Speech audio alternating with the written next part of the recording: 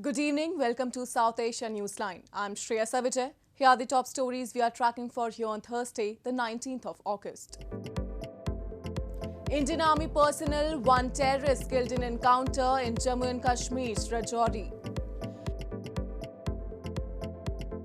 Exiled President Ghani defends decision to flee says left Kabul to prevent bloodshed. And newly born Royal Bengal Tiger cubs in Bangladesh expected to attract visitors after lockdown. And now for all the details. An Indian Army soldier was killed during a fierce encounter with terrorists in Rajouri district of India's Jammu and Kashmir territory on Thursday. A terrorist was also killed in the encounter. Security forces had launched a search operation in the region in the morning following inputs about the presence of terrorists in the area. The search operation turned into an encounter after the terrorists opened fire on the forces who retaliated. In the ensuing encounter, 2 soldiers were injured and one of them succumbed to his injuries. The encounter was underway till the last reports came in. According to media reports, the terrorists recently infiltrated from across the border. This is the second encounter between terrorists and security personnel in the region in August this year. India has long accused that Pakistan aids terrorists infiltrate across the border to spread unrest in Kashmir Valley. Pakistan, however, denies the allegations. Scores of Afghan nationals in India gathered outside the embassies of the US and Australia in New Delhi on Thursday, seeking immigration visas following Taliban's takeover in Afghanistan. India has also introduced a new category of e-visa for Afghans seeking refuge in the country. Meanwhile, India's foreign minister has said his country is monitoring the situation in Afghanistan and their priority is the safe return of Indian nationals. Afghan nationals gathered in large numbers outside the embassies of Australia and the United States in Indian capital New Delhi on Thursday seeking immigration visas following the recent takeover of Afghanistan by the Taliban. Australia has said it will offer 3,000 places in its humanitarian visa program, specifically for those fleeing Afghanistan.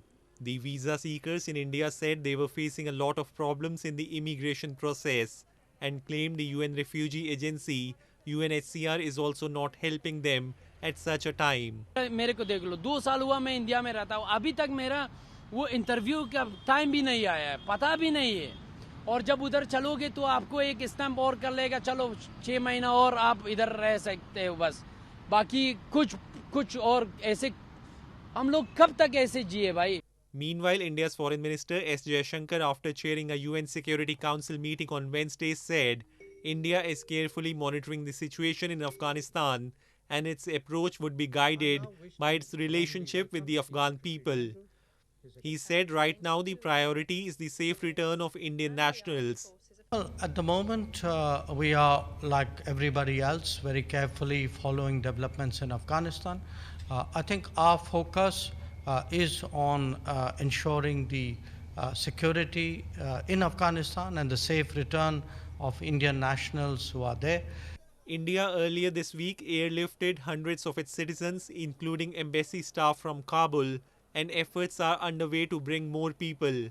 It has also introduced a new category of e-visa for Afghan nationals to fast-track their applications for entry into India after security clearance. Afghan President Ashraf Ghani, speaking from exile in the United Arab Emirates, has clarified that he had left Kabul to prevent bloodshed and also denied reports that he had taken large sums of money with him. Ghani has been bitterly criticized for flying out of Afghanistan as Taliban forces entered Kabul. His comments come as US President Joe Biden said US troops may stay in Afghanistan beyond 31 August deadline. Afghanistan's exiled President Ashraf Ghani defended his decision to leave the country, saying on Wednesday he had to do so to prevent bloodshed. Ghani has been bitterly criticized for flying out on Sunday as Taliban forces entered Kabul. In his first public comments from exile in the UAE, Ghani also denied reports that he had taken large sums of money with him. عادی و رزنه تقسیم اوقات ترکیب آورد. ماسپخین ز دفاع وزارت در روانم Terso de Kabul khar, de Nazam Lapara, Sauk Avedari Talorsham. Meanwhile, thousands of diplomats, foreign citizens and ordinary Afghans are trying to leave the country. Since the weekend, Kabul's airport has played host to scenes of chaos as crowds try to leave, fearing a return to the Taliban's hardline rule. At a Pentagon press briefing, U.S. Secretary of Defense Lloyd Austin said U.S. troops do not have the capability to help get people to the airport in Kabul to be evacuated because they are focused on securing the airfield.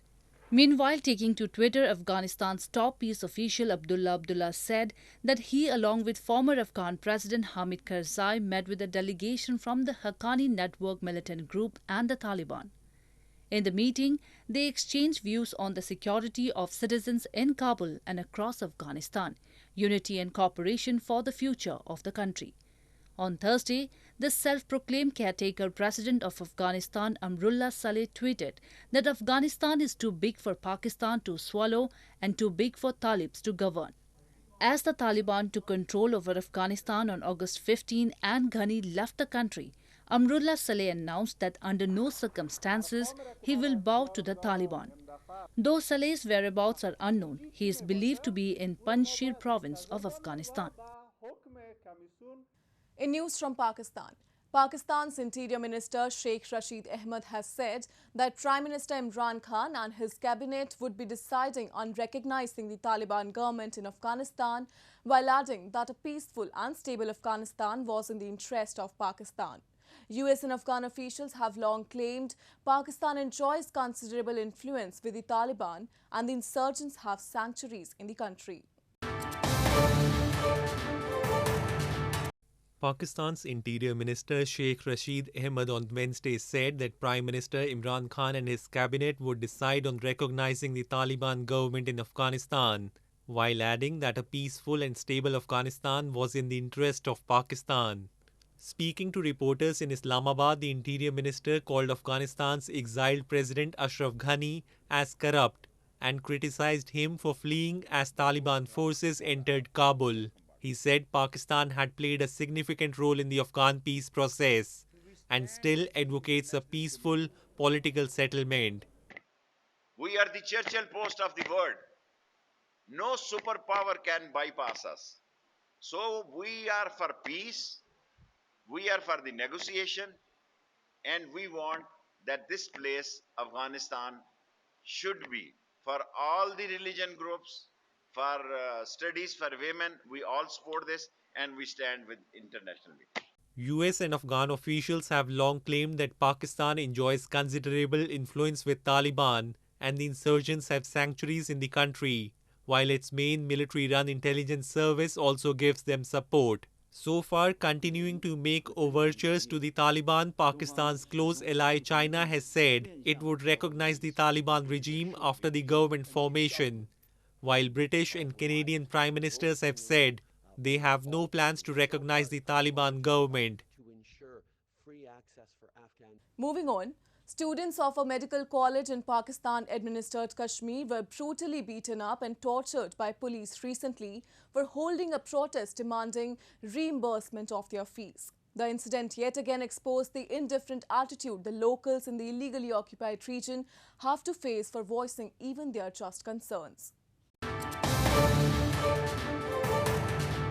Students of a medical college in Pakistan-administered Kashmir were brutally beaten up and tortured by police recently for demanding reimbursement of their fees. The students of Mohiuddin Islamic Medical College in Mirpur were protesting against the college administration for releasing the 50,000 annual fees that they submit for recreational activities which have remained paused due to the COVID-19 pandemic. But instead of resorting to talks, the college administration involved the police, which resulted to tear gas shelling, firing and baton charging the students, leading to clashes in which several of them were injured. फिर वो कहता है हमने आपसे ना peacefully बात करनी है उधर आए उन्होंने पूछा है कि कौन है किधर है की वगैरह हमने बताया उन्होंने बस कुछ और सुना नहीं हमसे कोई एक सिर्फ उन्होंने क्वेश्चन पूछा है एक आंसर लिया और मारना शुरू कर दिया. The shameful act has yet again exposed indifferent attitude of the Pakistan government towards the illegally occupied region. Locals have long blamed they are denied fundamental rights and are meted out with severe brutality for even voicing their concerns. As a rare species in Bangladesh, the Bengal tiger has been of great attention to the public. With restrictions on social gatherings and tourist destinations being lifted from Thursday, zoo authorities in Bangladesh National Zoo are expecting that thousands of visitors would show up to meet the newly born pair of twin Royal Bengal Tiger cubs when the zoo reopens. Bangladesh's National Zoo was blessed with the arrival of a pair of twin Royal Bengal Tiger cubs in May, and zoo authorities are expecting that thousands of visitors would show up to meet the cubs when the zoo reopens. A tigress named Belly gave birth to the twin cubs in May at the zoo in capital Dhaka's Mirpur section. Their father is a Royal Bengal tiger named Tagore. Zoo authorities said owing to the pandemic-induced closure for months together, they were born amid a quiet environment that provided natural mating opportunity for animals. বন্ধুদের সঙ্গে ঘোষণা করতে চাই এই টগর এবং জুয়ের 95 দিন পেটে বাচ্চা থাকার পরে কনসেপ্ট করার পরে বাচ্চা প্রসব করেছে এখন থেকে প্রায় 2.5 মাস আগে 26 মে 2021 পুরুষ বাচ্চাটার নাম জয় আর মেয়ে বাচ্চাটার নাম অবন্তিকা এদের বয়স এখন 2.5 মাস হতে After a nearly 7-month shutdown, the zoo reopened on November last year. But the new surge in COVID-19 cases prompted authorities to shut it down again on April 2nd this year. Meanwhile, starting Thursday, restrictions on social gatherings and tourist destinations will be lifted and there will be no COVID-19 curbs in place in Bangladesh. Bangladesh has so far reported a total of 24,719 deaths and 144,644 confirmed cases. Several craftsmen are honing their skills and boosting their incomes with the help of the School of Designs in India's Jammu and Kashmir. The Government Institute has been working over the years to promote the local handicraft sector. Several craftsmen are honing their skills under the School of Designs, established for the promotion of local handicraft sector in Srinagar city of India's Jammu and Kashmir. The School of Designs, a unit of the Directorate of Handicrafts and Handloom of Jammu and Kashmir, has been playing a tremendous role in shaping and modifying all kinds of Kashmiri art products with many latest designs and experimentations which have been receiving a good response. Kashmir's history is very rich and handicraft products made by artisans of the valley are famous across the globe. With the help of professional designers, the craftsmen of this institute are applying their wood carving and embroidery skills on products including paper mache, kani shawls and carpets. हर किसी craft में नए नए designs हमने innovate किए हैं जब हम बाहर वो किसी मतलब जो बाहर प्राइवेट कारीगर है हम उनको देते हैं तो ऑब्वियसली उनका काम बढ़ जाता है इससे जब नए नए डिज़ाइंस इनोवेट होते हैं और जब टूरिस्ट्स भी यहाँ पर आते हैं आप क्योंकि यहाँ पर एक चीज़ फ़ायदा है यहाँ पर हर कोई क्राफ्ट असेंबल है एक ही जगह यहाँ पर टूरिस्ट्स को हर किसी क्राफ्ट का जायज़ा ले सकते हैं लाइव डेमोन्स्ट्रेशन दे सकते हैं ऐसे तो फ़ायदा मिलता है मतलब डिपार्टमेंट के लिए भी Craftsmen of the valley hope that new designs and reorientation of old designs will give a distinct feature to the products and attract customers towards handicrafts and help them increase their sales while giving a boost to the industry. Well, that's all we have for you from South Asia this evening. Now, viewers can watch the show on southasianewsline.com. You can also visit us on facebook.com/SAsiaNewsline and follow us on Twitter @SAsiaNewsline. That's all in tonight's edition. We will see you same time tomorrow. Good night.